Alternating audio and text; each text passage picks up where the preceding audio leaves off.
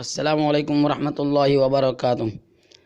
تمام مسلمان بھائیوں سے اور بہنوں سے گزارش ہے، الحمدللہ بوٹات کے اندر جو تفسیر ہو رہی ہے عقل قوہ سے آنے والے مفتی یحییٰ صاحب کر رہے ہیں، الحمدللہ سب کے سمجھ میں آتے ہیں، اس طریقے سے سمجھاتے ہیں، اور جو نئی نئی باتیں آتی رہتی ہے ہم نے کبھی سنی نہیں ہوتی ہیں، ایسی باتیں الحمدللہ آتی رہتی ہے۔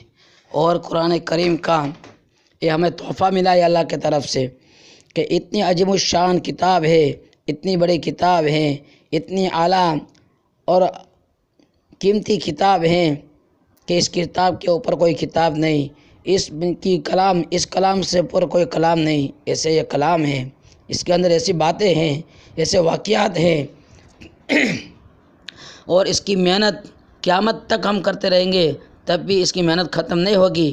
ہم ختم ہو جائیں گے، ہماری زندگی ختم ہو جائے گی، دنیا کا نظام ختم ہو جائے گا، لیکن قرآن شریف کی محنت ختم نہیں ہوگی۔ اللہ تعالیٰ نے وہ تحفہ ہمیں دیا ہوا ہے، تو یہ سمندر ہے، اس کی جتنی بھی ہم کوشش فکر محنت کریں گے ہمارے لیے کم ہوگی، اور سمندر کا پانی ساری دنیا کے لیے استعمال کرنے کی اجازت ہوتی ہے۔ اس لیے ایک قرآن کریم کی محنت، اس کو سمجھنا، اس کو سیکھنا ساری دنیا کے لیے ضروری ہے، اور ساری دنیا یہ کام کر سکتی ہے۔ کسی شعبے کے لیے، کسی کمیٹی کے لیے، کسی سنستھا کے لیے، کسی آدمی کے لیے، کسی شہر کے لیے، کسی دیہات کے لیے، کسی ملک کے لیے خاص نہیں ہے کہ یہی لوگ کرتے رہیں گے۔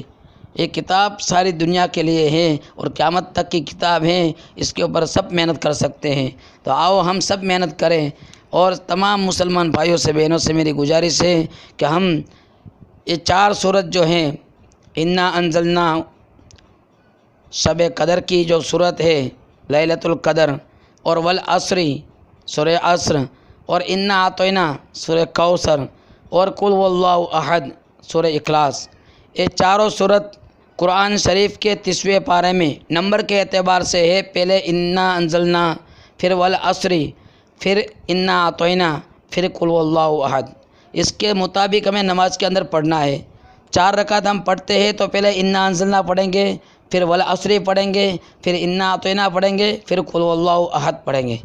2 رکعت پڑھنا ہے تو پہلے انا انزلنا پڑھ لیا، اس کے بعد 3 میں سے کوئی بھی پڑھ سکتے ہیں، اور پھر پہلے ہم نے والعصر پڑھ لیا تو 2 کے میں سے کوئی بھی پڑھ سکتے ہیں۔ انا انزلنا پھر بعد میں نہیں پڑھیں گے، پہلے ہم نے انا اعطینا پڑھ لیا تو اس کے بعد ہم قل هو اللہ پڑھیں گے، اس کے بعد والعصر نہیں پڑھیں گے، انا انزلنا نہیں پڑھیں گے۔ مطلب پہلے نمبر والی جو ہے ترتیب کے اعتبار سے پہلے انا انزلنا ہے تو انا انزلنا پہلی رکعت میں پڑھی جائیں گی الحمدو کے بعد، دوسری رکعت میں الحمدو کے بعد والعصر پڑھی جائیں گی، تیسری رکعت میں انا اعطینا پڑھی جائیں گی، چوتھی رکعت میں الحمدو کے بعد قل هو اللہ پڑھی جائیں گی۔ اب غلطی سے ہم نے پہلے قل هو اللہ پڑھ لیا تو پھر دوسری رکعت میں بھی قل هو اللہ پڑھے یا اوپر سے پڑھے، کوئی حرج نہیں ہوگا۔ قرآن شریف 3 آیت کے مطابق پڑھنا ضروری ہے۔ جس کو قرآن شریف یاد ہے، آتا ہے، تو وہ نمبر کے اعتبار سے جس صفحہ میں پہ آیتیں ہیں وہ صفحہ پڑھ لیا، اس کے بعد دوسری رکعت میں دوسرے صفحے والی پڑھے یا اس کے بعد والی کوئی بھی آیت پڑھے۔ اسی طریقے سے سورت زیادہ یاد ہے تو پہلے جو سورت اما پارے میں ہے قرآن شریف کے 30ویں پارے میں، اس کے مطابق پہلی سورت پڑھ لی، اس کے بعد دوسری سورت پڑھے الحمد کے بعد۔ جس کو زیادہ نہیں آتا ہے، بالکل نہیں آتا ہے، تو ان کو اتنا ضروری سیکھنا ہے کہ ان کے لیے نماز کے اندر جتنا پڑھا جاتا ہے، 4 رکعت ہیں تو 4 رکعت میں 4 سورت تو کم سے کم ہمیں پڑھنی ہی پڑھنی ہے الحمدو کے بعد۔ تو یہ 4 سورت کا ملانا ضروری ہے۔ الحمدو بھی ہمیں آتی ہو، نہیں آتی ہو تو ہم سیکھ لیں، اس کے بعد یہ 4 سورت بھی سیکھ لیں، اور ان 5 کا ہم ترجمہ بھی سیکھ لیں تاکہ ہم نماز کے اندر ہمارا جان بڑھے، نماز کے اندر جان پیدا ہوگی، خشوع اور خضوع پیدا ہوگا انشاءاللہ۔ اس طریقے سے ہم مدرسے کے اندر بھی نظام بنائیں گے، ترتیب بنائیں گے، علماء کرام سے مشورہ کرتے رہیں گے، اور اس کی تعلیم ہم بچوں کو بھی دیں گے۔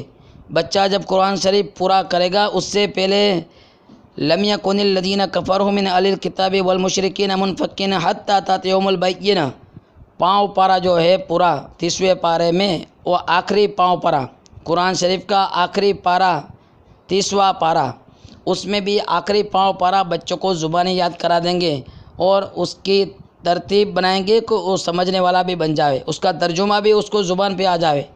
جیسے ہم پڑھیں گے نماز کے اندر والعصر ان الانسان لفی خسر، زبان سے تو ہم پڑھیں گے والعصر ان الانسان لفی خسر، لیکن دماغ کے نس کے اندر ہمیں چلتا ہے، ترجمہ چلتا رہے گا والعصر ان الانسان لفی خسر۔